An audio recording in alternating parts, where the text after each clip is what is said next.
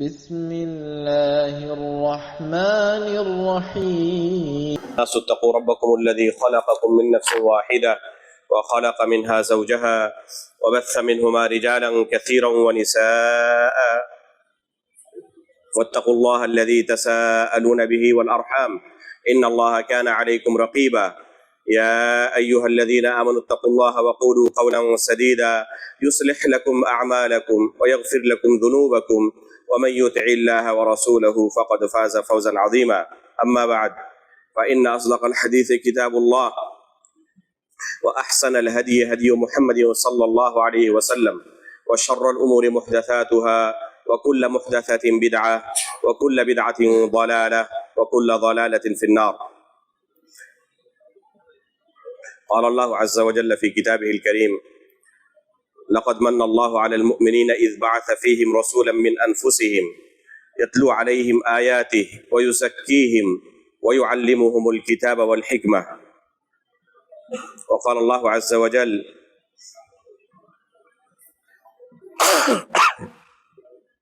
يا أيها النبي إنا أرسلناك شاهدا ومبشرا ونذيرا وداعيا إلى الله بإذنه وسراجا منيرا. محترم و مکرم احباب جماعت، بزرگان دین و ملت، عزیز دوستو اور پردہ نشین ماں و بہنوں، اللہ رب العالمین کا ہم بے پایا شکر گزار ہیں کہ اللہ رب العالمین نے ہمیں آج کی اس مجلس میں حاضر ہونے اور ایک اہم موضوع پر کچھ باتیں سننے کی توفیق عنایت فرمائی۔ ہم اللہ رب العالمین سے دعا کرتے ہیں کہ اللہ رب العالمین اس مجلس کو ہمارے لیے نفع بخش اور بابرکت بنائے۔ محترم حاضرین، اللہ رب العالمین نے نبی صلی اللہ علیہ وسلم کو لوگوں کی ہدایت کے لیے داعی الی اللہ بنا کر دنیا میں مبعوث فرمایا۔ رسول اللہ صلی اللہ علیہ وسلم نے اپنی پوری زندگی لوگوں کو اللہ رب العالمین کے دین کی طرف دعوت دی، انہیں اللہ رب العالمین کا دین سکھایا، کیونکہ اس دین پر عمل کرنے کے لیے صحیح علم کا ہونا ضروری ہے۔ جب تک ایک انسان کے پاس صحیح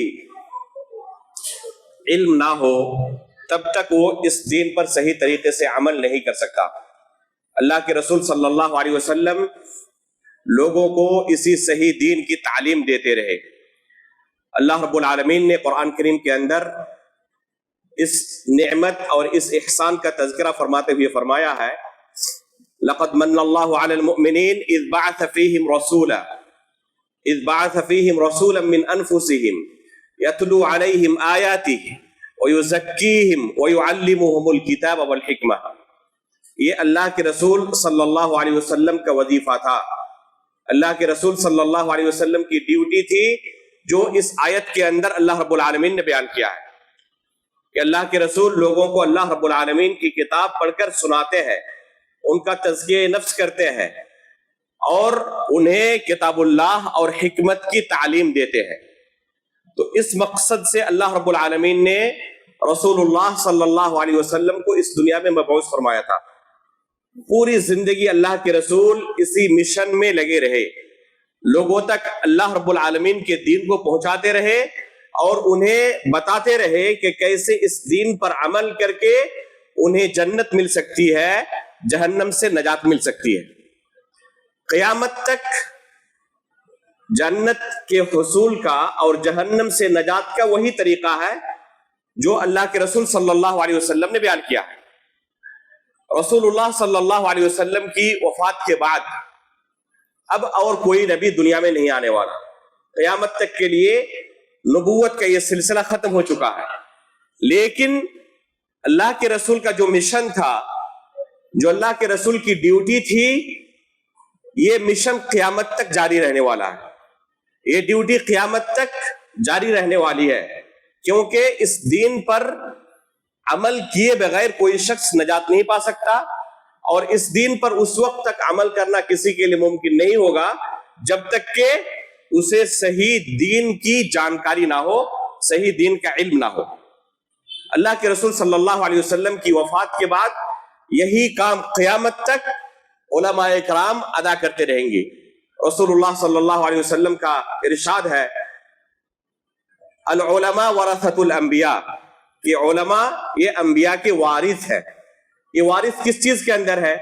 عموماً جب وراثت کا تذکرہ کیا جاتا ہے، وارث کا لفظ استعمال کیا جاتا ہے، تو لوگوں کے ذہن میں کسی کی وفات اور پھر اس کے بعد اس کے ترکے کی تقسیم کی تصویر ابھرتی ہے۔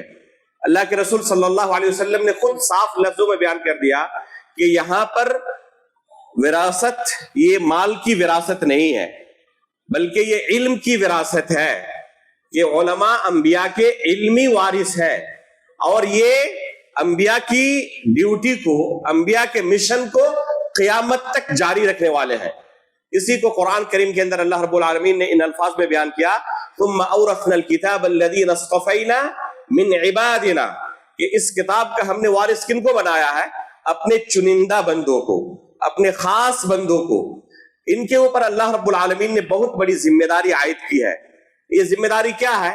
یہ ذمہ داری یہ ہے کہ اللہ کے رسول صلی اللہ علیہ وسلم کی وفات کے بعد لوگوں تک صحیح دین کو پہنچانا، صحیح دین کی دعوت پہنچانا، صحیح دین کی تبلیغ کرنا، تاکہ لوگ علم و بصیرت کی بنا پر اس دین پر عمل کر کے اپنی آخرت سنوار سکے۔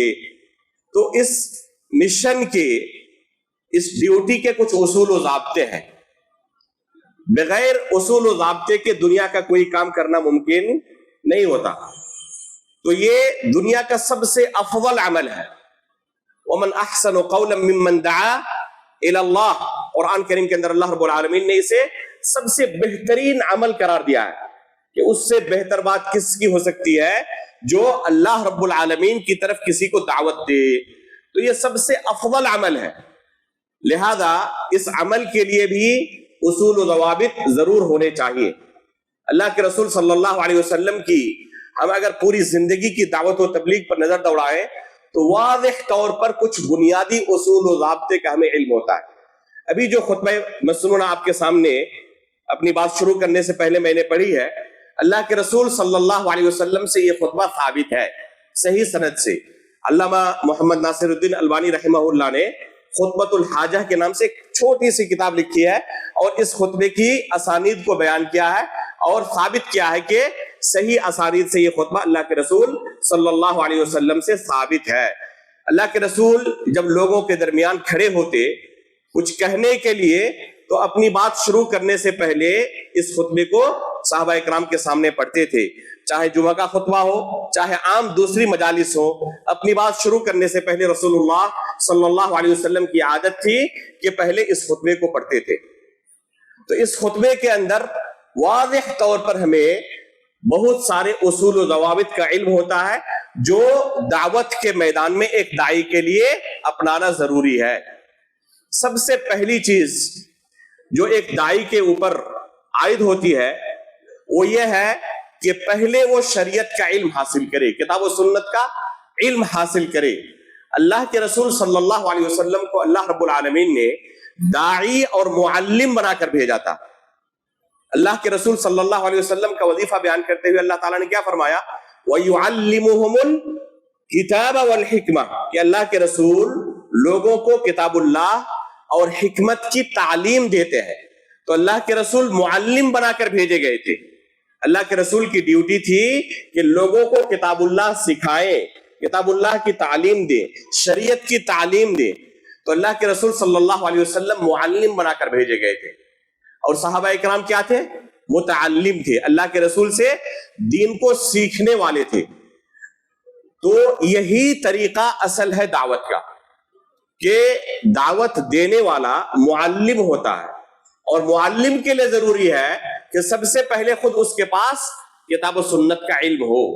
جب تک اس کے پاس خود کتاب و سنت کا علم نہیں ہوگا تو وہ دوسروں کو بغیر علم کے جب دعوت دے گا تو اس کی دعوت کا فائدہ کم ہوگا، نقصان کہیں زیادہ ہوگا۔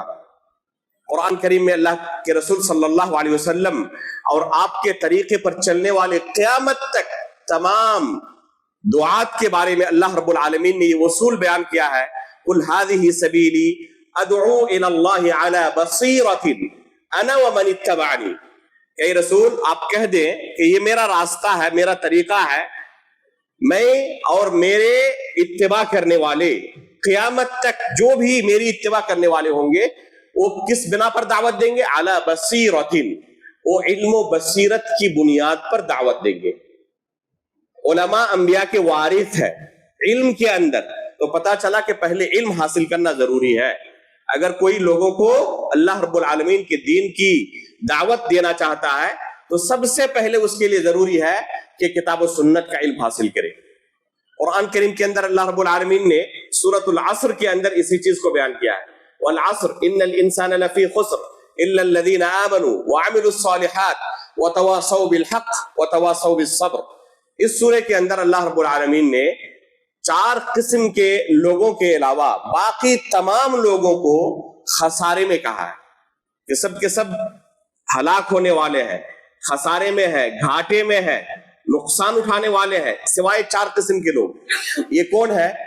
پہلی قسم کے لوگ الا الذین آمنوا، جو لوگ ایمان لائے، اور ایمان لانا بغیر علم کے نہیں ہو سکتا۔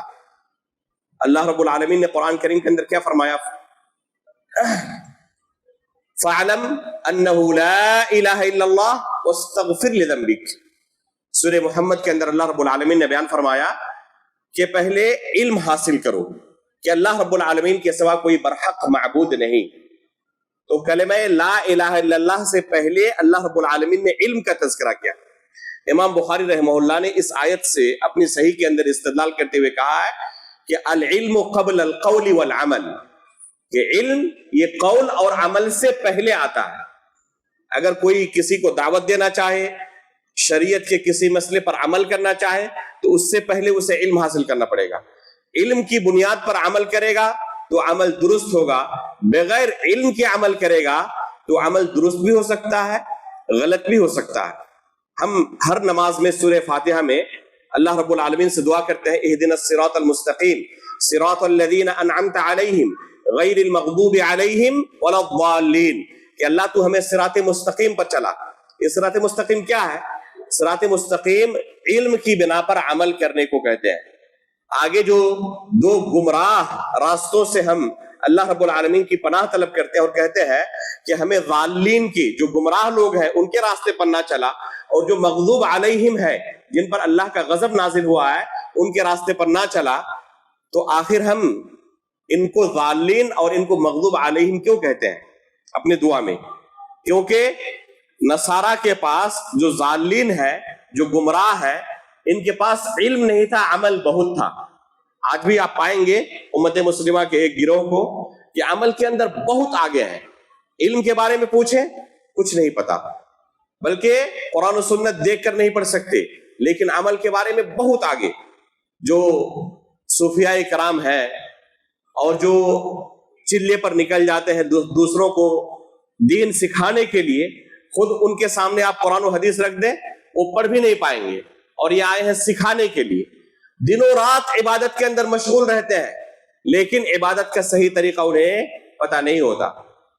تو ایسے لوگ جن کے پاس علم نہیں کہ کس طریقے سے اللہ کی عبادت کی جائے، لیکن عبادت میں بہت آگے ہے، تو یہ گمراہ ہے۔ اور جن کے پاس علم ہے لیکن علم کے مطابق عمل نہیں کرتے، یہ بھی گمراہ ہے۔ ان دونوں کے درمیان ہدایت کا راستہ ہے، اسی کو ہم اللہ رب العالمین سے طلب کرتے ہیں اہدنا الصراط المستقیم، کہ اللہ صراط مستقیم کی ہمیں ہدایت دے۔ صراط مستقیم کون سا ہوگا؟ دونوں گمراہ فرقوں کے اندر، گمراہ جماعتوں کے اندر ایک خوبی ہے، ان کے یہاں عمل ہے، ان کے یہاں علم ہے۔ ان دونوں چیزوں کو جو جمع کر لے، علم حاصل کرے اور علم کی بنیاد پر عمل کرے، تو یہ ہے ہدایت کا راستہ۔ سورۃ العصر کے اندر جو پہلی صفت اللہ نے بیان کی کہ جو لوگ خسارے میں نہیں ہیں، کیا فرمایا؟ الا الذین آمنوا، جن لوگوں نے ایمان لایا۔ اسی الا الذین آمنوا کے لفظ سے شیخ محمد بن عبد الوہاب رحمہ اللہ نے الاصول الثلاثہ کے اندر استدلال کیا ہے کہ یہ علم کی دلیل ہے، کیونکہ ایمان بغیر علم کے قابل قبول نہیں ہے۔ اگر کوئی شخص کلمہ لا الہ الا اللہ کا اقرار کر لے اور اسے پتہ نہ ہو کہ میں نے کیا کہا، اس کا کیا معنی ہوتا ہے، تو کیا بغیر علم کے اس کلمے کا اقرار اسے کوئی فائدہ پہنچا سکتا ہے؟ نہیں پہنچا سکتا۔ اگر کوئی شخص سویا ہوا ہو اور نیند کی حالت میں اشہد ان لا الہ الا اللہ پڑھ رہا ہے، کیا اس سے وہ دائرہ اسلام کے اندر داخل ہو جائے گا؟ نہیں داخل ہوگا، کیونکہ علم کی بنیاد پر اس کلمے کا اقرار نہیں کر رہا ہے۔ تو الا الذین آمنوا یہ علم کی دلیل ہے۔ تو پہلی صفت کیا ہوئی؟ علم اس نے حاصل کیا اور پھر ایمان لایا۔ دوسری صفت اس پر عمل بھی کر رہا ہے۔ علم حاصل کرنے کے بعد اس پر عمل کرنا بھی ضروری ہے۔ اگر علم حاصل کرنے کے بعد کوئی علم کے مطابق عمل نہ کرے تو یہ علم خود اس کے خلاف وبال جان بن جائے گا۔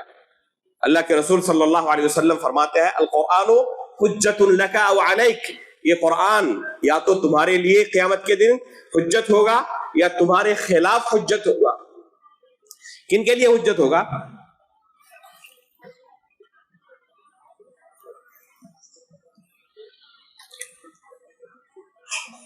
جنہوں نے قرآن کریم کا علم حاصل کیا اور قرآن کریم کے مطابق عمل بھی کرتے ہیں، تو قیامت کے دن یہ قرآن ان کے لیے حجت ہوگا۔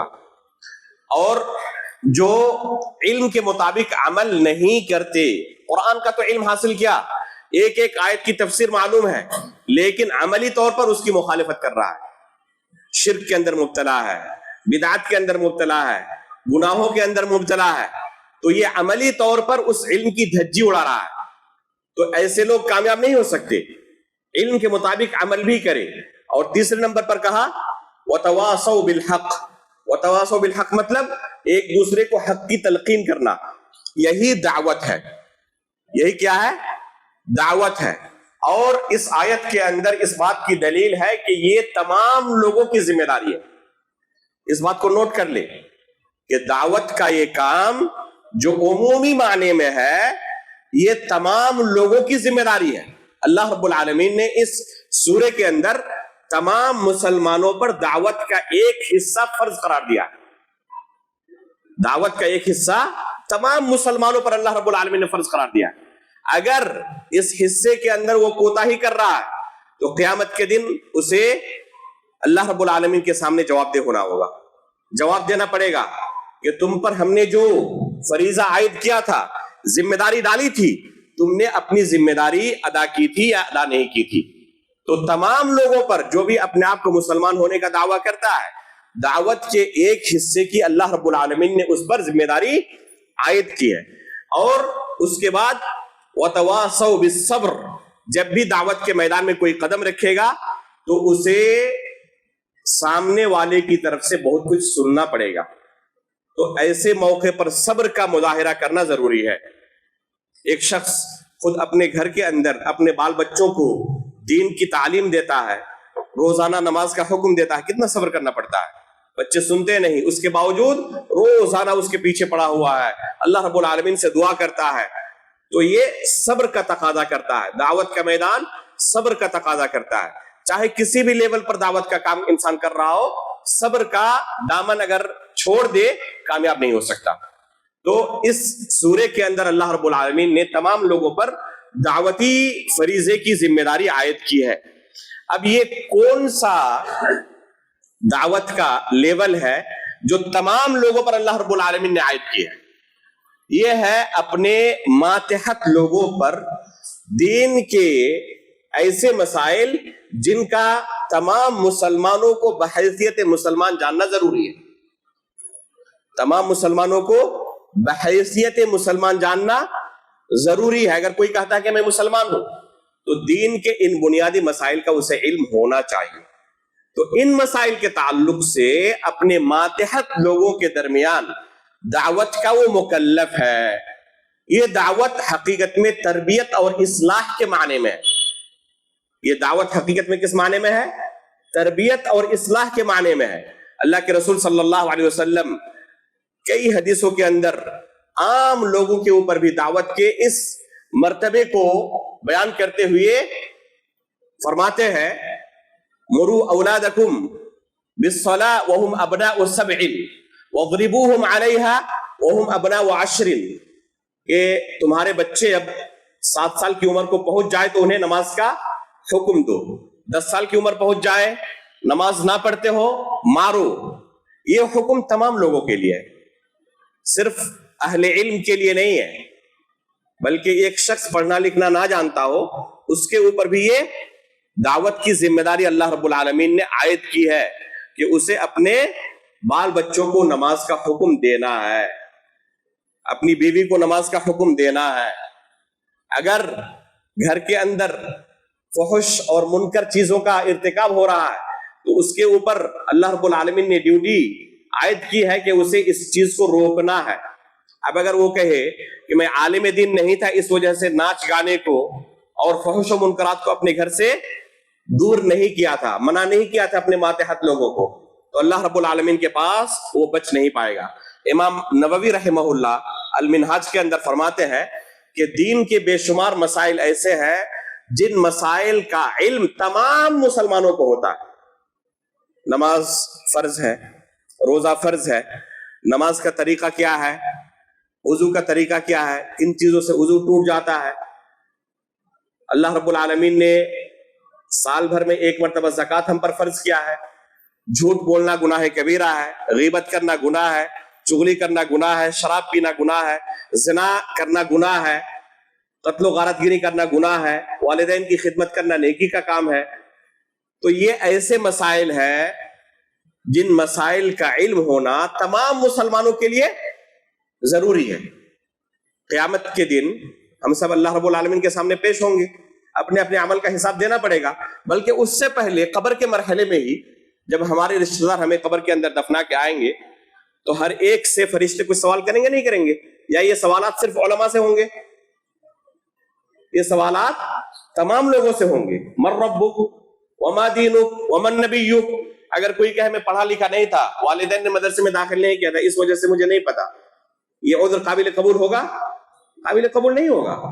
तो ये मसाइल ऐसे हैं जिनका जानना तमाम मुसलमानों के लिए जरूरी है। तो इन चीजों की दावत देना भी तमाम मुसलमानों के ऊपर जरूरी है, अपने मातहत लोगों के दरमियान। एक आम शख्स जो पढ़ना लिखना में नहीं जानता, अपना नाम नहीं लिख सकता, उसे भी अपने बच्चों को कहना होगा कि नमाज का वक्त हो चुका है, नमाज के लिए चलो। फजर की नमाज के लिए उसे भी जगाना पड़ेगा।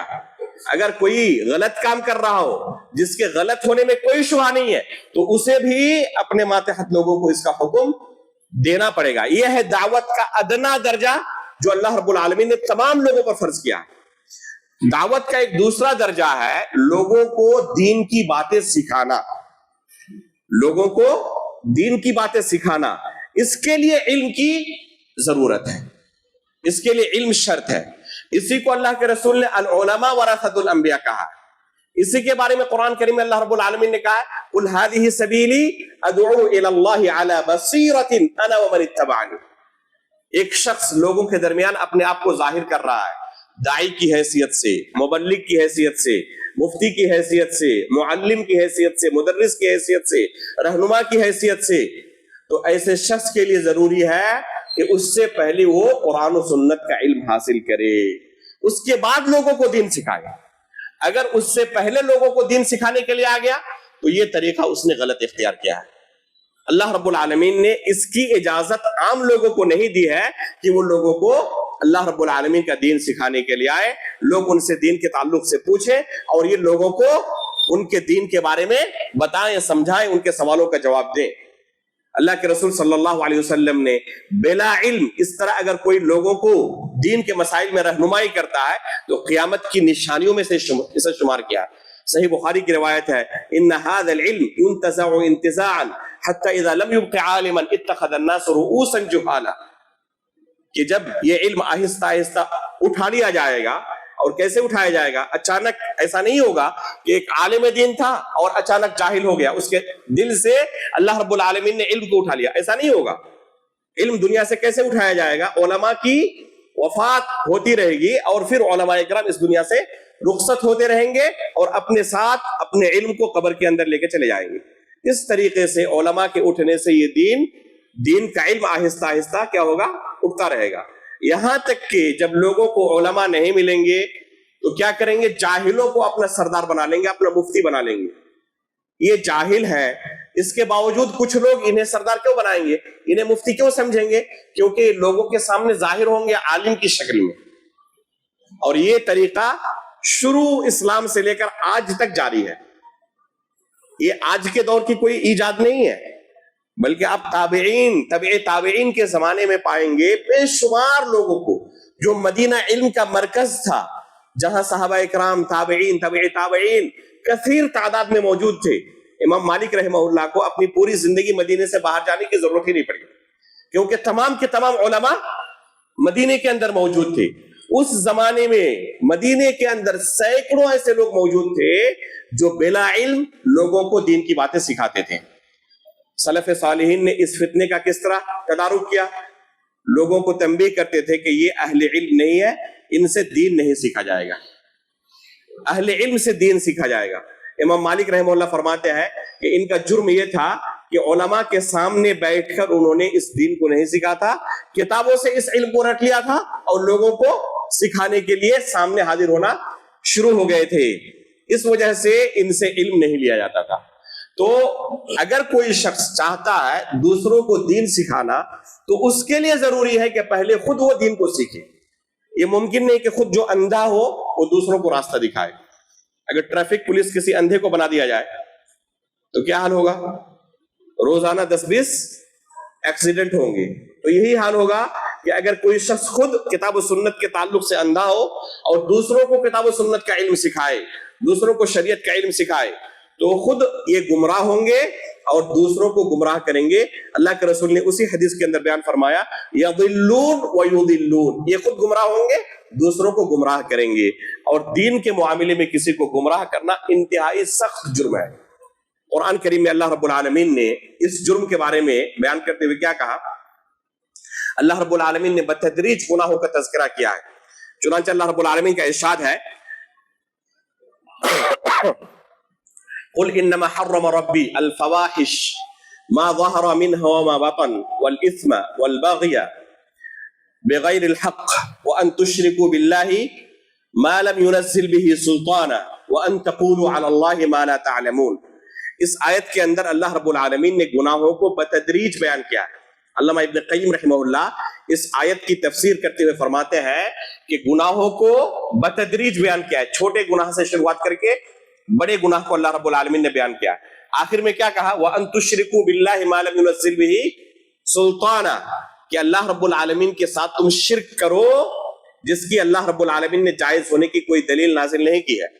اور اس کے بعد کہا وَأَن تَقُولُوا عَلَى اللَّهِ مَا لَا تَعْلَمُونَ، اگر تمہارے پاس اللہ رب العالمین کے بارے میں علم نہیں ہے اور اس کے باوجود تم کیا کرو؟ اللہ رب العالمین کے بارے میں دوسروں کو علم دو، تم سمجھاؤ دوسروں کو اللہ رب العالمین اور اس کی شریعت کے بارے میں. تو شرک کے بعد اس گناہ کا تذکرہ اللہ رب العالمین نے کیا، اسے حرام قرار دیا. قل انما حرم ربی، یہاں سے اس آیت کی شروعات کی ہے، تو یہ حرام ہے.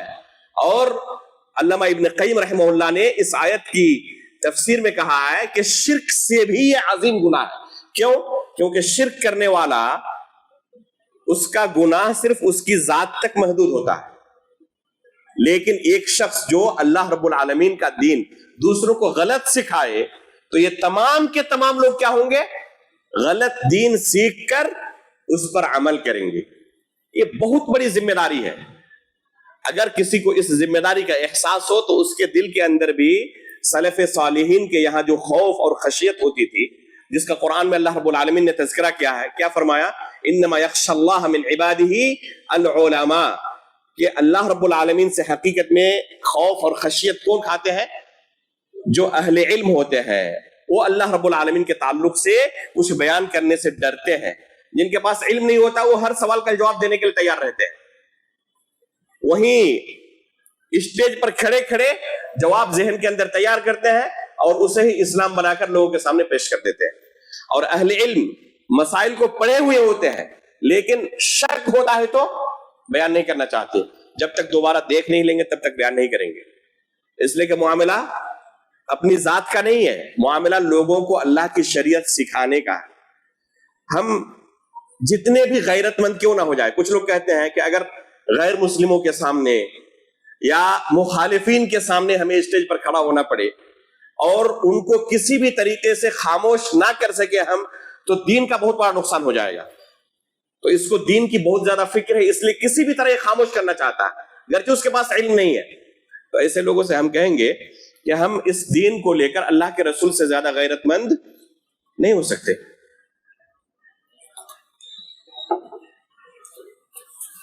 مشرکین اللہ کے رسول صلی اللہ علیہ وسلم کے پاس آتے تھے آپ کا امتحان لینے کے لیے کہ آپ سچے رسول ہیں تو اس سوال کا جواب دے دیں.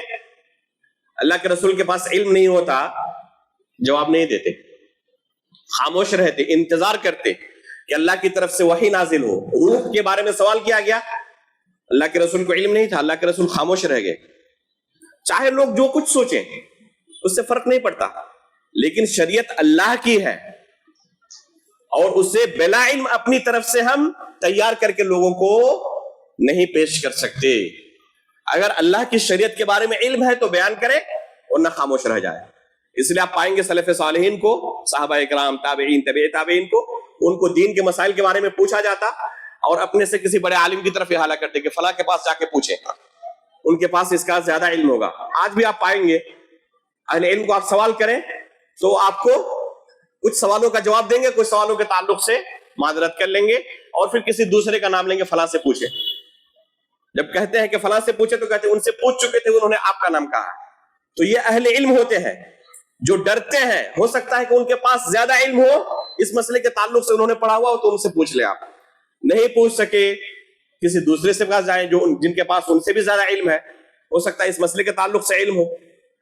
اس طریقے سے اہل علم کے مابین بے شمار مسائل ایسے ہوتے ہیں، سوالات آتے ہیں لیکن جواب کوئی نہیں دے پاتا. تو یہ ڈرتے ہیں کہ کہیں ہم سے کوئی غلطی سرزد نہ ہو جائے اور کہیں ہم بلا علم اللہ رب العالمین کی شریعت کے تعلق سے زبان درازی کے مرتکب نہ پائے جائیں اور اس وعید کے اندر نہ آ جائیں جو اللہ رب العالمین نے یہاں بیان کیا ہے. تو یہ بڑا سنگین جرم ہے کہ کوئی شخص اللہ کی شریعت کے بارے میں جانتا نہ ہو، اس کے باوجود زبان کھولے اور دوسروں کو دین سکھانا شروع کرے. آپ سلف کے یہاں ایسا نہیں پائیں گے. یہ واضح اصول ہے کہ سب سے پہلے علم حاصل کرنا ضروری ہے. بلا علم لوگوں کو اللہ رب العالمین کا دین نہیں بیان کیا جا سکتا. اگر کوئی بلا علم لوگوں کو اللہ رب العالمین کا دین بیان کر رہا ہے تو یہ سلف صالحین کے طریقے پر نہیں ہے. تو یہ سب سے بنیادی اصول و ضابطہ ہے دعوت کے باب میں کہ دعوت دینا اگر کوئی لوگوں کو چاہتا ہے، لوگوں کو اللہ رب العالمین کا دین سکھانا چاہتا ہے، تو پہلے وہ معروف طریقے سے خود علم حاصل کرے، اس کے بعد لوگوں کے درمیان آئے اور لوگوں کو اللہ رب العالمین کا دین سکھائے. اس سے خود بھی اسے فائدہ ہوگا، دوسروں کو بھی وہ فائدہ پہنچائے گا. لیکن بلا علم اگر میدان میں کودے، یضلون ویضلون، یہ نتیجہ ہوگا جسے اللہ کے رسول نے بیان کیا ہے. یہ خود گمراہ ہوں گے، دوسروں کو گمراہ کریں گے. یہ ہے پہلا اصول و ضابطہ. دوسرا اصول و ضابطہ یہ ہے کہ جس کے پاس کتاب و سنت کا علم ہے، معروف طریقے سے اس نے علم بھی حاصل کیا ہے ماشاءاللہ، اسے چاہیے کہ اس کی دعوت کتاب و سنت اور سلف صالحین کے فہم پر مبنی ہو. بہت سارے لوگوں کو پائیں گے آپ دعوت کے میدان میں موجود ہیں لیکن اس اہم ضابطے کی کوئی پرواہ نہیں کرتے. لوگوں کے درمیان حاضر ہوتے ہیں، قصے کہانیاں سناتے ہیں، لوگوں کے خواب سناتے ہیں اور ان چیزوں کو شریعت کا درجہ دیتے ہیں، عقلی چیزیں بیان کرتے ہیں، بلکہ عقل کی بنا پر شریعت کے نصوص کا انکار تک کر دیتے ہیں. بے شمار لوگ ہیں. سلفی دعوت کے اہم خصوصیات میں سے یہ ہے کہ یہ کتاب و سنت کی لوگوں کو بات پہنچاتے ہیں اور وہ بھی سلف صالحین کے فہم پر، سلف صالحین کے منہج پر. ان نصوص کا سلف صالحین نے کیا معنی لیا ہے اسی معنی کو پہلے پتا کرنے کی کوشش کرتے ہیں اور اسی کی دعوت و تبلیغ کرتے ہیں. آپ جائیں صوفیہ کے ہاں، آپ پائیں گے کہ ان کے ہاں شریعت کون سی چیز ہے؟ ان کے ہاں کتاب و سنت اصل نہیں ہے. ان کے ہاں خواب ہے، کشف ہے، وجد ہے. ان چیزوں کو ان کے ہاں پائیں گے آپ، اور انہی چیزوں کو شریعت بنا کر لوگوں کے سامنے پیش کرتے ہیں. چنانچہ آپ اگر ان سے پوچھیں کہ اس مسئلے کی دلیل کیا ہے تو یا تو وہ دلیل ہی نہیں دیں گے یا دلیل ایسی دیں گے جو کسی بھی صحیح حدیث سے ثابت نہیں. ان کے یہاں افراط و تفریط ہے. ایک یہ فرقہ ہے جن کے یہاں دلائل کے نام پہ قرآن و سنت کے نصوص نہیں ہوتے، دلائل کے نام پہ خواب ہوتے ہیں، کشف ہوتے ہیں، وجد ہوتے ہیں، منامات ہوتے ہیں. یہ چیزیں لوگوں کے سامنے شریعت بنا کر پیش کرتے ہیں، اور حدیث بھی اگر پیش کرے تو جھوٹی حدیثیں، من گڑت حدیثیں، ضعیف جدہ اور ضعیف حدیثیں یہ لوگوں کے سامنے پیش کرتے ہیں. بلکہ بے شمار احادیث کیسی ہوتی ہے جن کی کوئی سند ہی نہیں ہوتی، جن کی کوئی سند نہیں ہوتی، ان کی اپنی طرف سے تیار کردہ ہوتی ہے. یہ کیا کہتے ہیں کہ اسانید وغیرہ کی ضرورت آپ لوگوں کو پڑتی ہے، ہمیں سند کی ضرورت نہیں پڑتی، ہم ڈائریکٹ اللہ تعالیٰ سے پوچھ لیتے ہیں.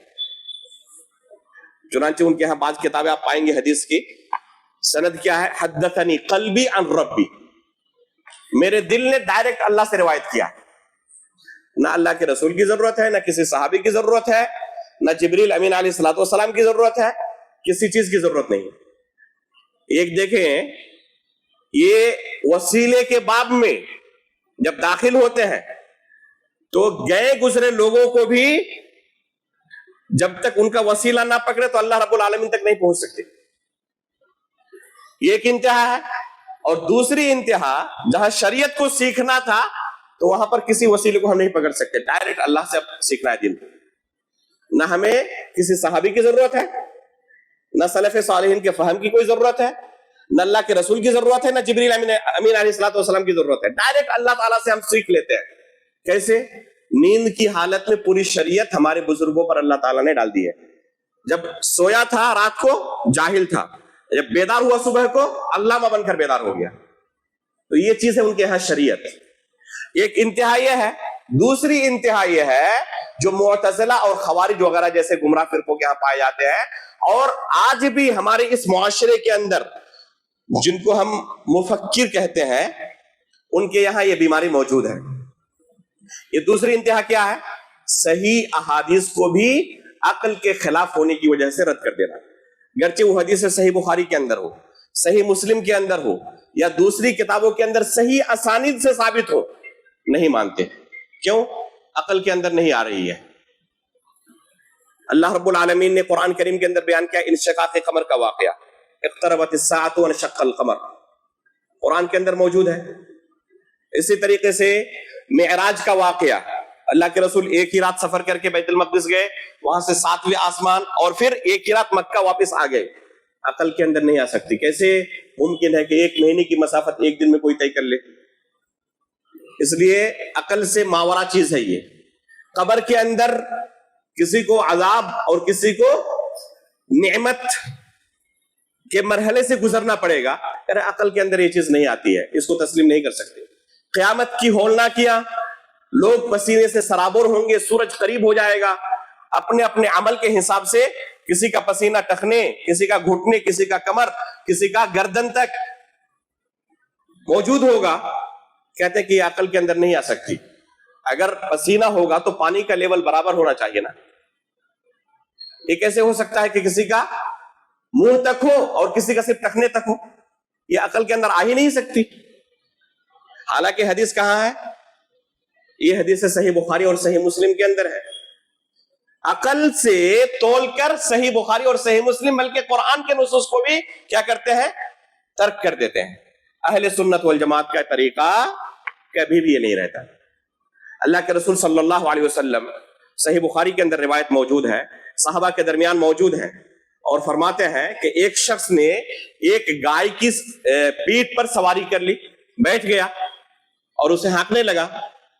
تو اس گائے نے کیا کہا کہ اللہ رب العالمین نے مجھے اس لیے پیدا نہیں کیا ہے، کھیتی باڑی کرنے کے لیے اللہ رب العالمین نے مجھے پیدا کیا ہے، سواری کرنے کے لیے پیدا نہیں کیا ہے.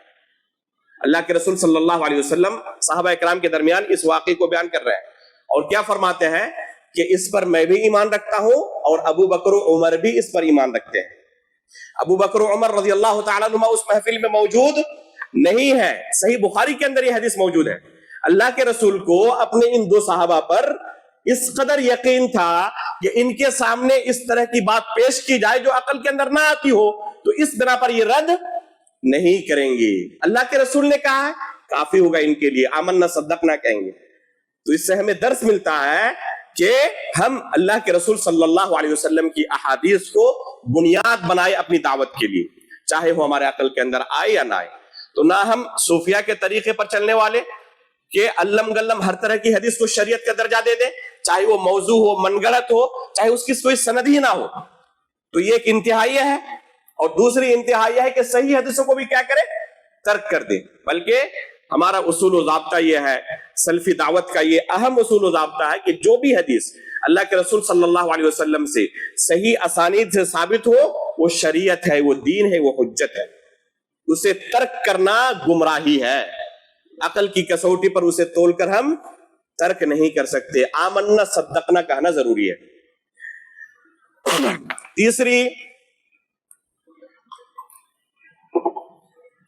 تیسری اہم چیز سلفی دعوت کے اندر، اس کے اصول میں، کہ دعوت کی شروعات اللہ رب العالمین کی توحید سے ہو۔ اس دین کی شروعات کس آیت سے ہوئی ہے؟ پہلی آیت کون سی نازل ہوئی تھی؟ جی فرمائیں۔ غار حرا میں اللہ کے رسول پر اقرأ بسم ربک الذی خلق، اللہ رب العالمین کی بے شمار صفات میں سے صفت تخلیق کا اللہ رب العالمین نے انتخاب کیا۔ قرآن کے اندر آپ اگر دیکھیں، سب سے زیادہ عقلی دلائل کا اللہ رب العالمین کی توحید پر جو استعمال ہوا ہے وہ صفت تخلیق کو لے کر ہے۔ خصوصاً وہ آیتیں جو مکہ کے اندر نازل ہوئی۔ مکہ کے اندر تمام کے تمام جو مخاطبین تھے وہ کون تھے؟ شروع میں سب کے سب کفار تھے، وہ قرآن پر ایمان ہی نہیں لاتے، اللہ کے رسول کی رسالت پر ایمان ہی نہیں لاتے۔ ضرورت تھی کہ ایسے لوگوں کو ایسی دلائل پیش کی جائے جو اگر ان کے پاس عقل کی نعمت موجود ہے اور انصاف کا مادہ باقی ہے تو انکار نہیں کر سکتا۔ پہلی آیت کے اندر اللہ رب العالمین نے اپنی وحدانیت کی بہت بڑی دلیل کہ خالق بس اللہ رب العالمین ہے، اس کے علاوہ کوئی نہیں۔ چنانچہ یہ اہل مکہ بھی تسلیم کرتے تھے کہ پیدا کس نے کیا ہے؟ اللہ رب العالمین نے کیا ہے۔ جبیر بن مطعم رضی اللہ تعالی عنہ جو جنگ بدر میں قیدی بنا کر مدینہ لے جائے گئے تھے، فرماتے ہیں کہ اللہ کے رسول صلی اللہ علیہ وسلم نے مغرب کی نماز میں جب سورۃ الطور کی تلاوت شروع کی اور اس آیت پر پہنچے، ام خلقوا من غیر شیء ام هم الخالقون، کہ جن کی عبادت کرتے ہیں وہ ایسے ہی پیدا ہو گئے کسی چیز کے بغیر، یا یہ خود اپنے آپ کو پیدا کرنے والے ہیں۔ کہتے ہیں کاد قلبی ان یطیر، اس آیت کو سننے کے بعد میرا اپنے نفس پر کنٹرول نہیں رہا، اپنے دل پر کنٹرول نہیں رہا، ایسا لگا کہ وہ اڑ رہا ہے ہواؤں میں۔ اس آیت نے فرماتے ہیں فذالک اول ما وقر الایمان فی قلبی، یہ پہلا مرحلہ تھا جب ایمان نے میرے دل پر دستک دی تھی۔ ایک آیت نے ایک ایسے کافر کو جو قیدی بنا کر مسلمانوں کے خلاف لڑنے کی وجہ سے مدینہ لایا گیا ہے، اور اس آیت نے ان کی زندگی بدل ڈالی۔ تو قرآن کریم کے اندر اللہ رب العالمین نے بے شمار آیتوں کے اندر اس طرح کیا کیا ہے؟ اللہ رب العالمین کی وحدانیت کی عقلی دلیلوں کا تذکرہ کیا ہے۔ جیسے کہ پہلی آیت کے اندر ہی شروعات کس سے ہو رہی ہے؟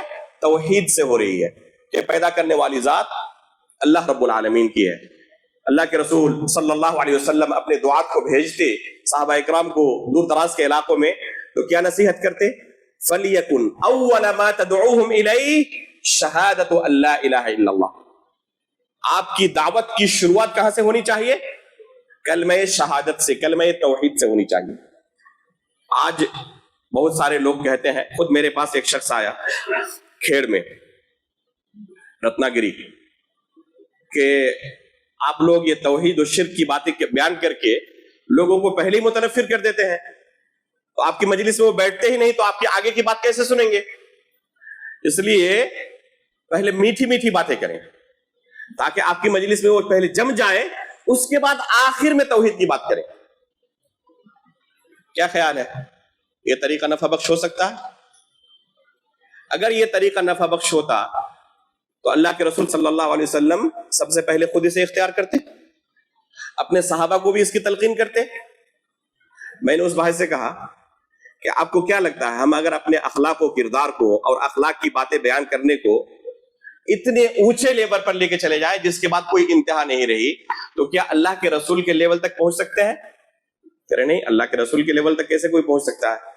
اللہ کے رسول کے بارے میں قرآن میں اللہ نے گواہی دی، انک لعلی خلق عظیم کان خلقہ القرآن، اما عائشہ فرماتی تھی۔ تو اللہ کے رسول سراپا رحمت بنا کر بھیجے گئے تھے، وما ارسلناک الا رحمتا للعالمین۔ تو اللہ کے رسول صلی اللہ علیہ وسلم کے لیول پر کوئی اخلاق میں کیسے پہنچ سکتا ہے؟ تو میں نے کہا دیکھیں، اللہ کے رسول صلی اللہ علیہ وسلم نے ان کے درمیان 1-2 دن نہیں 40 سال تک زندگی گزاری، اور پوری اس مدت میں کوئی ایک دھبا بھی آپ کے کردار پر نہیں تھا، کوئی انگلی تک نہیں رکھ سکتا تھا اللہ کے رسول کے کسی بھی کریکٹر پر۔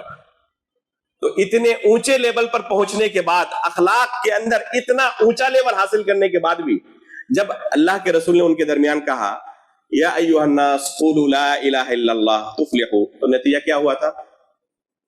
لوگوں نے مان لیا تھا؟ لوگوں نے نہیں مانا۔ تو توحید کی بات جب آپ کریں گے تو مخالفت ہوگی۔ یہ ایسی چیز ہے، کسی کو آپ بتائیں کہ آپ جس کو اپنا معبود کہہ رہے ہیں وہ باطل ہے اور برحق معبود بس اللہ رب العالمین ہے، آسانی سے تسلیم کر لے گا؟ ظاہر سی بات ہے کہ آسانی سے تسلیم نہیں کرے گا، مخالفت پر اتر جائے گا۔ انہوں نے تلواریں نکال لی، اللہ کے رسول اور آپ کے صحابہ نے ان کے گھروں پر بلڈوزر نہیں چلایا تھا، لیکن اس کے باوجود ان صحابہ اکرام پر ظلم و ستم کے پہاڑ توڑے۔ کیوں؟ ان کا جرم کیا تھا؟ بس ایک اللہ رب العالمین کی توحید کو تم قبول کر لو، یہی جرم تھا بس۔ تو آپ توحید کی دعوت چاہے آخر میں دے چاہے پہلے دے، نتیجہ وہی آنے والا ہے۔ اس لیے ہمیں اس بارے میں بہت زیادہ ٹینشن لینے کی ضرورت نہیں ہے کہ ہماری اس دعوت کا اثر کتنا ہوگا، فالوورز کتنے ہوں گے، کتنے لوگ قبول کریں گے، کتنے لوگ میدان چھوڑ کے بھاگ جائیں گے۔ اس بارے میں بہت زیادہ ایک داعی کو ٹینشن لینے کی ضرورت نہیں ہے۔ خالص جو اللہ رب العالمین کا دین ہے اسے حکمت کے ساتھ لوگوں کے درمیان پہنچائیے، اور اللہ رب العالمین سے دعا کریں کہ اللہ رب العالمین لوگوں کے دلوں کے اندر ہدایت ڈال دے۔ ہدایت دینے والا اللہ رب العالمین ہے، کسی انسان کے ہاتھ میں ہدایت نہیں ہے۔ ابو طالب جنہوں نے آخری عمر تک اللہ کے رسول کی مدد کی تھی، کیا پتہ نہیں تھا کہ اللہ کے رسول سچے رسول ہیں؟ لیکن آخر تک انہوں نے کلمے کا اقرار کیا؟ کلمے کا اقرار نہیں کیا۔ اللہ رب العالمین توفیق نہیں دی، ہدایت نہیں پا سکے۔ لیکن اسی کے بالمقابل دیکھیں، بعض صحابہ اکرام کی سیرت آپ پائیں گے کہ میدان جنگ میں اللہ کے رسول اور صحابہ اکرام کے خلاف جنگ لڑنے کے لیے آئے ہوئے ہیں، اللہ کے رسول کے خون کے پیاسے ہیں، اور اللہ رب العالمین میدان جنگ کے اندر ان کے دل میں ہدایت ڈالتا ہے، اور میدان جنگ کے اندر وہ کیا کرتا ہے؟ اشہد ان لا الہ الا اللہ۔ تو اللہ تعالیٰ چاہے تو ایک خونی دشمن کے دل میں بھی عین وقت پر ہدایت ہی کر سکتا ہے۔ ایک شخص کو صحیح بخاری کے اندر روایت موجود ہے، اسامہ بن زید رضی اللہ تعالیٰ عنہ اور ان کے ایک انصاری ساتھی ایک شخص کو دوڑا رہے ہیں، مسلمانوں کے خلاف اب تک تلوار چلا رہا تھا، لوگوں کو قتل کر رہا تھا۔ اب ان دونوں نے ان پر قابو پا لیا، ان دونوں نے تلوار اٹھائی چلانے کے لیے، عین موقع پر گرے ہوئے ہیں اور یہ ان کے اوپر سوار ہیں اور تلوار ابھی چلانے ہی والے ہیں۔ کیا کہتے ہیں؟ اشہد ان لا الہ الا اللہ واشہد ان محمدا عبدہ ورسولہ۔ اس انصاری صحابی نے اپنی تلوار روک لی، لیکن اسامہ بن زید رضی اللہ تعالیٰ عنہ نے تلوار چلا دی۔ اللہ کے رسول صلی اللہ علیہ وسلم کے پاس پہنچے تو جب واقعہ بیان کیا تو اللہ کے رسول صلی اللہ علیہ وسلم نے کہا کہ قتلتہ بعد ان قال لا الہ الا اللہ، لا الہ الا اللہ کا اقرار کرنے کے بعد بھی آپ نے اسے قتل کر ڈالا؟ تو انہوں نے کہا اللہ کے رسول، انہوں نے صرف تلوار کے ڈر سے ایسا کہا تھا۔ ظاہر سی بات ہے کہ حالات اور قرائن بھی انہی کی تائید کر رہے ہیں کہ تلوار کے ڈر سے ہی انہوں نے کلمہ کہا ہے، بظاہر ایسا ہی لگ رہا ہے۔ تو اللہ کے رسول نے کیا کہا؟ ہلا شققت عن قلبی، تم نے اس کا دل چیر کر دکھا تھا کہ تمہارے تلوار کے ڈر سے اس نے کلمہ پڑھا ہے۔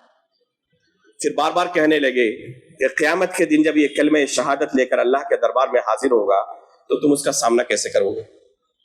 جب بار بار کہنے لگے تو اسامہ رضی اللہ تعالیٰ عنہ کہتے ہیں کاش کہ میں آج سے پہلے اسلامی قبول نہ کیا ہوتا۔ تو اللہ رب العالمین اگر چاہے یہاں تو بالکل صراحت آ گئی نا حدیث کے اندر، اللہ کے رسول کی طرف سے گواہی مل گئی کہ اس شخص نے تلوار کے ڈر سے اسلام قبول نہیں کیا تھا. اللہ کے رسول کو بدریہ وحی خبر مل گئی کہ وہ شخص تلوار کے ڈر سے اسلام قبول نہیں کیا تھا. اللہ کے رسول کیا فرما رہے ہیں؟ قیامت کے دن وہ کلمہ لا الہ الا اللہ کے ساتھ حاضر ہوگا، تم اس کا سامنا کیسے کرو گے؟ تو یہ کلمہ لا الہ الا اللہ کے ساتھ حاضر ہوگا، شرک اور کفر کے ساتھ حاضر نہیں ہوگا.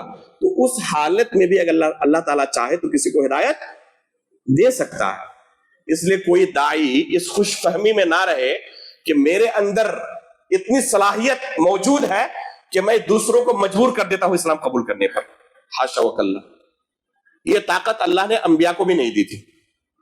قیامت کے دن اللہ کے رسول فرماتے ہیں کہ کچھ انبیاء ایسے آئیں گے جن کے فالورز کتنے ہوں گے، ان پر ایمان لانے والے کتنے ہوں گے؟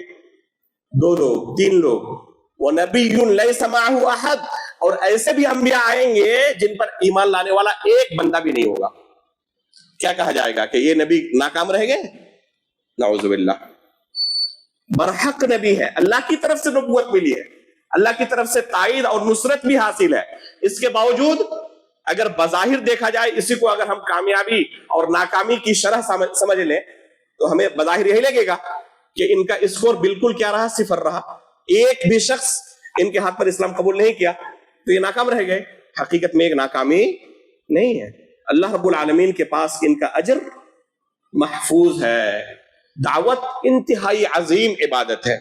اگر اخلاص کے ساتھ علم حاصل کرنے کے بعد ایک شخص کتاب و سنت کی لوگوں کو تعلیم دے تو یہ انتہائی عظیم عبادت ہے. لیکن کبھی بھی اگر کوئی شخص لوگوں کی خواہش کے مطابق اس دین کو توڑ مڑوڑ کر پیش کرے، گرچہ اس کی دعوت سے وقتی طور پر لوگ متاثر ہو جائیں اور قبول بھی کر لیں، لیکن یہ داعی اللہ کے پاس پکڑا جائے گا جس نے اللہ رب العالمین کے دین کو غلط طریقے سے لوگوں کے درمیان پیش کیا تھا، توڑ مڑوڑ کر پیش کیا تھا. اس لیے یہ اللہ رب العالمین کے پاس نہیں بچے گا. اس لیے ہمیں چاہیے کہ جو اللہ رب العالمین کا دین ہے اس بارے میں ہم صحیح سے معلومات حاصل کریں، علم حاصل کریں اور صحیح دین لوگوں تک پہنچا دیں. ہماری دعوت کی شروعات توحید سے ہو، اس لیے کہ اس کے بعد ہی تمام چیزوں کا مرحلہ آتا ہے. اگر تمام خیر کے کام موجود ہو اور توحید کا اس نے اقرار نہیں کیا، کوئی فائدہ ملے گا اسے؟ کوئی فائدہ نہیں ملنے والا. اس لیے توحید سب سے پہلے، بعد میں دوسری چیزوں کی دعوت دی جائے گی. توحید کا اقرار کر لے. ایک شخص دائرہ اسلام کے اندر داخل ہو گیا، جیسے عام مجلسوں کے اندر، مسجدوں کے اندر ہم اگر دعوت کا کام کریں تو یہاں ہمارے مدعوین کون ہیں؟ توحید کا اقرار کرنے والے، کلمہ شہادت کا اقرار کرنے والے. ان کے درمیان ہماری اولویات کیا ہو، سب سے زیادہ ہم کن چیزوں پر فوکس کریں؟ سلف صالحین کا کیا طریقہ تھا؟ سلف صالحین کے طریقے کو ہمیں فالو کرنا چاہیے، اس کی اتباع کرنا چاہیے. دین کے جو سب سے اہم اور بنیادی مسائل ہیں، ان مسائل کا ان کے سامنے تذکرہ کیا جائے. دین کے سب سے اہم مسائل کیا ہیں؟ ارکان اسلام ہے. اسلام کے کتنے ارکان ہیں؟ 5 ارکان ہیں. کلمہ شہادت کا معنی بیان کیا جائے، اس کے ارکان بیان کیا جائے، اس کے شروط اور ضابطے بیان کیے جائے، کن چیزوں سے یہ کلمہ ٹوٹ جاتا ہے اسے بیان کیا جائے. میں نے ایک چھوٹی سی پتلی سی کتاب لکھی ہے کلمہ شہادت کے اوپر، کلمہ لا الہ الا اللہ کے اوپر، عربی زبان میں طلبہ کے حفظ کے لیے اور عام مساجد میں اس کی اپنی علاقائی زبان میں شرح کے لیے. اللہ کے فضل و کرم سے بہت سارے لوگوں نے بہت ساری مسجدوں میں اس کا درس دیا، میں نے بھی بعض جگہوں پر اس کا درس دیا ہے. تو یہ دین کے بنیادی مسائل ہیں جن کا جاننا ہر شخص کے لیے ضروری ہے. اس کلمے کا معنی کیا ہے، اس کے کیا شروط ہے، اس کے ارکان کیا ہے، کن چیزوں سے یہ کلمہ ٹوٹ سکتا ہے. تو یہ ہے دین کے بنیادی مسائل، سکھائے جائے لوگوں کو. نماز کے بارے میں سکھایا جائے، نماز کے شروط کیا ہے. طہارت پہلی شرط ہے، جسم کا پاک ہونا ضروری ہے، کپڑے کا پاک ہونا ضروری ہے، جگہ کا پاک ہونا ضروری ہے جہاں پہ آپ نماز پڑھیں. تو آخر کن چیزوں سے پاکی ضروری ہے؟ غسل جنابت کا کیا طریقہ ہے؟ حیض سے اگر کوئی پاک ہوئی خاتون تو اس کے غسل کا کیا طریقہ ہے؟ کن چیزوں سے ایک انسان ناپاک ہو سکتا ہے؟ یہ دین کے بنیادی مسائل ہیں، ان چیزوں کے بارے میں بکثرت بیان کیا جائے. اسی طریقے سے اسلام کے جو دوسرے ارکان ہیں، دوسرے ارکان کے متعلق بیان کیا جائے. ایمان کے ارکان ہیں، ایمان کے ارکان کے متعلق لوگوں کے درمیان تفصیلی بیان ہو کہ اللہ رب العالمین پر ہمارا ایمان کیسا ہو، اللہ کے رسول پر ہمارا ایمان کیسا ہو، اسی طریقے سے قیامت کے دن پر ہمارا ایمان کیسا ہو، فرشتوں پر ہمارا ایمان کیسا ہو، تقدیر پر ہمارا ایمان کیسا ہو۔ افسوس کی بات ہے کہ آج آپ جو دیندار طبقہ ہے، جو لوگ مسجد میں حاضر نہیں ہوتے ان کی بات تو چھوڑ ہی دیں، جو لوگ حاضر ہوتے ہیں ان سے بھی جا کر آپ پوچھیں کہ اس ایمان کے کتنے ارکان ہیں، بہت سارے لوگ آپ کو جواب نہیں دے پائیں گے ایمان کے کتنے ارکان ہیں۔ وجہ کیا ہے کہ ہماری دعوت کے اندر یہ بہت بڑا قصور ہے۔ دعات کو چاہیے کہ ان امور پر فوکس کریں، بار بار ان چیزوں کو دہرائیں، اتنی بار دہرائی جائے کہ لوگوں کے ذہن کے اندر یہ چیزیں راسخ ہو جائیں۔ جیسے کہ ہمارے یہاں بعض فقہی مسائل ہیں، ان کا تذکرہ اتنا زیادہ ہوتا ہے کہ آپ لوگوں کو پوچھیں 3 طلاق کا مسئلہ، رفع دین کا مسئلہ، 20 رکعت تراویح کا مسئلہ، تو ہر کوئی کہہ دے گا کہ کن کا مسئلہ ہے یہ۔ لیکن انہی کو پوچھیں آپ تقدیر پر ایمان لانے کا کیا معنی ہے، اس کے کیا ارکان ہیں، کب ایک شخص کو مانا جائے گا کہ تقدیر پر ایمان لانے والا ہے اور کب مانا جائے گا کہ تقدیر کا انکار کرنے والا ہے۔ لوگوں کو پتہ نہیں ہے ان مسائل کے بارے میں، حالانکہ یہ دین کے بنیادی مسائل ہیں جن کا جاننا ضروری ہے۔ صحابہ کرام کے بارے میں ہمارا عقیدہ کیا ہونا چاہیے، امام مہدی کے بارے میں ہمارا عقیدہ کیا ہونا چاہیے۔ آپ کے اس علاقے میں شاید وہ ظاہر ہوا تھا نا، نیا مہدی بن کر، کیا نام ہے اس کا، شکیل بن حنیف، شاید اسی علاقے میں کہیں ظاہر ہوا تھا، ابھی بھی موجود ہے۔ اس کے فالورز آج کتنے ہوں گے انڈیا میں؟ ہزاروں کی تعداد میں۔ کس وجہ سے؟ کیونکہ جو لوگ تو ان کی اتباع کر چکے ہیں، جو نہیں کیے ہیں ان کے بارے میں آپ کنفرم نہیں ہو سکتے کہ وہ اپنے اصل دین پر باقی رہیں گے، کیونکہ اصل دین کو جانتے نہیں ہیں۔ امام مہدی کے بارے میں کیا عقیدہ ہونا چاہیے، دجال کے بارے میں کیا عقیدہ ہونا چاہیے، کون سی حدیثیں وارد ہے، اللہ کے رسول نے کون سے اصول و ضوابط بیان کیے ہیں جس بنا پر اپنے ایمان کی ہم حفاظت کر سکیں، ان کا تذکرہ نہیں ہوتا۔ آج دیکھیں ہمارے جماعت اہل حدیث کے اندر کتنے نوجوان ایسے ہیں، خصوصاً عصری علوم کے پڑھنے والے، جو صحابہ اکرام پر زبان درازی کرتے ہیں۔ محرم کا مہینہ بھی گزرا ہمارے سامنے سے، ہم نے دیکھا سوشل میڈیا پر ایک بہت بڑے طبقے کو کہ وہ کیا کرتے ہیں، وہ صحابہ اکرام پر زبان درازی کرتے ہیں۔ عظمت صحابہ کے تعلق سے ایک میرا سیریز شروع ہوا ہے دارالسلام میں۔ آج کی بات ہے، آج صبح اسی مسجد کے چند مصلیوں کے تعلق سے خبر ملی، اور ان میں سے بعض اہل علم ہیں، مدرسوں کے فارغ التحصیل ہیں، وہ صحابہ اکرام کے متعلق عجیب و غریب باتیں بیان کر رہے تھے۔ آج کی خبر ہے، یہ ہمارے اہل حدیث نوجوان ہیں، آخر ان کے یہاں یہ خرابیاں کہاں سے آئی ہیں؟ وجہ اس کی یہ ہے کہ صحیح تعلیم کی جو ضرورت تھی وہ میدان بالکل خالی پڑا ہوا ہے، یا تو تذکرہ بالکل نہیں ہوتا یا انتہائی معمولی ہوتا ہے۔ آپ خود کہیں توحید اسماء و صفات پر آپ نے کتنے درس سنے؟ جن کی عمر 40-50 سال ہو چکی ہے، شاید انہوں نے بھی اپنی پوری زندگی میں 1-2 درس سنا ہو، یا شاید وہ بھی نہ سنا ہو۔ صفت کلام کے بارے میں کیا گمراہ فرقوں کا عقیدہ ہے اور ہمارا کیا عقیدہ ہونا چاہیے، آپ پوچھیں، لوگوں کے پاس جواب نہیں ہے۔ ان مسائل کا تذکرہ اتنا زیادہ ہونا چاہیے کہ ہر شخص کو ان بنیادی مسائل کے تعلق سے علم ہو۔ اللہ کے رسول صلی اللہ علیہ وسلم کے پاس جبریل امین ایک دن آتے ہیں اور آ کر اسلام کے بارے میں پوچھتے ہیں، ایمان کے بارے میں پوچھتے ہیں، احسان کے بارے میں پوچھتے ہیں، اور قیامت کی علامتوں کے بارے میں پوچھتے ہیں۔ جب واپس چلے جاتے ہیں تو عمر فاروق رضی اللہ تعالیٰ عنہ اس حدیث کے راوی ہے، اللہ کے رسول فرماتے ہیں، یا عمر اتدری من السائل، عمر آپ کو پتا ہے کہ یہ جب سوال کر رہے تھے کون تھے یہ؟ تو کہتے ہیں اللہ ورسولہ اعلم، اللہ اور اس کے رسول بہتر جانتے ہیں۔ تو اللہ کے رسول فرماتے ہیں انہ جبریل اتاکم یعلمکم دینکم، یہ جبریل علیہ السلام تھے جو تمہیں تمہارا دین سکھانے کے لیے آئے تھے۔ کیا سکھانے کے لیے؟ یعلمکم دینکم۔ علماء فرماتے ہیں کہ اس حدیث کے اندر دین کو بیان کر دیا گیا، اسی دین کے بارے میں ہمیں سوال کیا ہے قبر کے اندر، اور یہ سوال ہر ایک سے ہوگا، صرف اہل علم سے نہیں ہوگا، مدرسے کے اندر پڑھنے والے طلبہ سے نہیں ہوگا، ہر ایک سے پوچھا جائے گا اس کے دین کے بارے میں، تمہارا دین کیا تھا؟ اس نے دین کی بنیادی چیزوں کا ہی علم حاصل نہیں کیا اور 50-60 سال دنیا میں گزار کر چلا گیا، اس کے پاس دین کا کوئی علم نہیں۔ اب جیسے بھی لوگ آتے ہیں اس کے پاس جو بھی عقیدہ پیش کرتے ہیں، علم گلم ہر چیز کو قبول کر لیتے ہیں، کیونکہ صحیح علم اس کے پاس ہے ہی نہیں. تو ظاہر سی بات ہے کہ جب وہ کوڑا کاغذ ہوگا تو کوئی بھی چیز اس کے سامنے پیش کیا جائے گا, اسی چیز کو وہ حق سمجھ کر قبول کر لے گا. اس لیے دین کے ان بنیادی مسائل کے تعلق سے ہر مسجد کے اندر اتنا زیادہ تذکرہ ہو کہ ایک عام شخص بھی اپنے عقائد, اپنے مناہج کے بارے میں اچھی طرح واقف ہو جائے, جیسے کہ دنیا کے عام امور کے بارے میں ایک انسان واقف ہوتا ہے.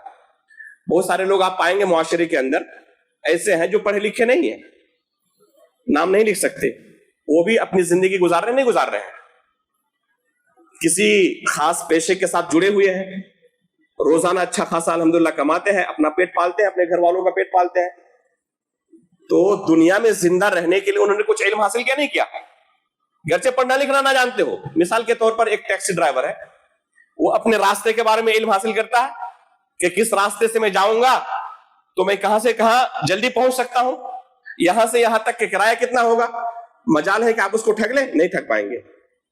جو اس کا میدان ہے اس کے بارے میں وہ علم حاصل کیا ہوا.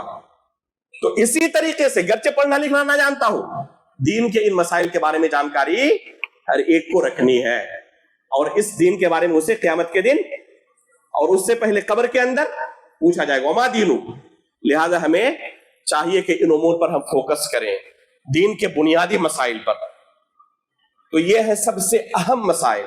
اس لیے کتاب التوحید کا, العقیدۃ الواسطیہ کا, الاصول الثلاثہ کا, الدروس المہمہ لعامۃ الامہ, اسی طرح نواقض اسلام, یہ جو اہم چھوٹے چھوٹے متون ہیں ان کا درس ہر شہر کے اندر ہونا چاہیے. کم از کم شہر میں کوئی مسجد ہو جہاں پر ان دروس کا اہتمام ہو اور لوگوں کو دین کے بنیادی مسائل بیان کیا جائے. کتنی مرتبہ بیان کیا جائے؟ شیخ ابن باز رحمہ اللہ جانتے ہیں کون تھے؟ پوری دنیا جانتی ہے. ریاض کے اندر اور مدینہ اور مکہ کے اندر کی بات نہیں ہے. جب دلم کے اندر رہتے تھے تو صرف دلم کے اندر رہنے کے دوران الاصول الثلاثہ کا انہوں نے 100 مرتبہ سے زیادہ درس دیا تھا. ایک ہی شہر کے اندر 100 مرتبہ سے زیادہ. یہ کون ہے دنیا کے اندر اپنے زمانے کے سب سے بڑے عالم؟ یہ 2 صفحے کی کتاب کے بارے میں بار بار جو درس دے رہے ہیں تو کیا بغیر کسی مقصد کے؟ جانتے تھے کہ یہ اصل چیز ہے لوگوں کو جہنم سے بچانے کے لیے, یہ اصل چیز ہے جنت تک پہنچنے کے لیے. اور ہمارے یہاں پتا چلا کہ ایک شخص کی عمر 60-70 سال ہو گئی ہے, ایک مرتبہ بھی کوئی درس ایسا نہیں ہوا جہاں پر اسے حاضری دینے کا موقع ملا. اگر خواہش بھی کسی کی ہے, اہتمام ہی نہیں ہے. تو ہمارا یہ معاشرہ دین سے کتنا دور ہے ہمیں اچھی طرح پتا, اور سعودی عرب کا وہ معاشرہ دین سے کتنا قریب ہے, ہمارے ساتھ ان کا کوئی موازنہ نہیں ہو سکتا. اس کے باوجود بھی اس معاشرے کے اندر علامہ عبدالعزیز بن باز رحمہ اللہ ایک ہی شہر کے اندر 100 مرتبہ سے زیادہ الاصول الثلاثہ کا درس دیتے ہیں. بادشاہوں کے یہاں شیخ ابن باز جاتے تھے اور خاص مجلس لگی رہتی تھی, الاصول الثلاثہ کا بارہا جا کے درس دیتے تھے. بادشاہوں کو پڑھاتے تھے کہ پہلے آپ الاصول الثلاثہ پڑھ لیں, پہلے اپنے عقیدے کو صحیح کریں, اور تمام کے تمام طلبہ بن کر بیٹھ جاتے تھے شیخ کے سامنے کہ پہلے ہم دین کے ان بنیادی چیزوں کو سیکھیں. یہ بادشاہت اور یہ دنیا کی دولت ہمیں آخرت میں نہیں بچا سکتی. اس لیے میرے بھائیوں, دعات کے لیے بھی ضروری ہے, عام لوگوں کے لیے بھی ضروری ہے کہ بار بار ان دین کے بنیادی مسائل کو سیکھیں اور اللہ رب العالمین کے پاس صحیح دین کو لے کر حاضر ہوں. تو یہ چند اہم اصول و ضوابط ہے دعوت کے باب میں جن کا اہتمام ایک داعی کو کرنا چاہیے. اسی طرح ایک عام شخص کو بھی اپنے دین کے متعلق بیدار ہونا چاہیے اور دین کے کم از کم انہیں بنیادی مسائل کو بار بار سیکھنا چاہیے. یہ نہیں کہنا چاہیے کہ یہ تو 2 ہفتہ پہلے میں نے سنا تھا. بار بار سنیں گے, ایک تو عبادت ہے سننا, اور دوسرا یہ ذہن کے اندر راسخ ہو جائے گا. پھر کوئی باطل فرقے کا آئے گا, کوئی گمراہ فکر لے کر, تو آپ اس گمراہ فکر کو قبول نہیں کریں گے, ورنہ آپ کے پاس علم ہی نہیں رہے گا. تو کوئی بھی شخص آئے گا اور فوراً اس کے پیچھے آپ بھاگ جائیں گے. جیسے کہ آج بہت سارے لوگ رو رہے ہیں کہ ہمارے بچے شکیل بن حنیف کے پاس چلے گئے اور فلاں فلاں کے پاس چلے گئے. اس کی وجہ یہ ہے کہ آپ نے تربیت نہیں کی تھی, آپ نے اہتمام نہیں کیا تھا ان بنیادی چیزوں کا. اللہ رب العالمین سے دعا ہے کہ اللہ رب العالمین دعوت کے ان اہم اصول و ضوابط کی پابندی کرنے کی ہمیں توفیق عطا فرمائے. دین کے ان بنیادی مسائل کو سیکھنے, سمجھنے اور ان پر عمل کرنے کی اللہ رب العالمین ہمیں توفیق عطا فرمائے. ایمان کی حالت پر ہماری وفات ہو, نبیین, صدیقین, شہداء و صالحین کے ساتھ ہمارا حشر ہو. آمین. تقبل رب العالمین. وصلی اللہ علی نبینا محمد.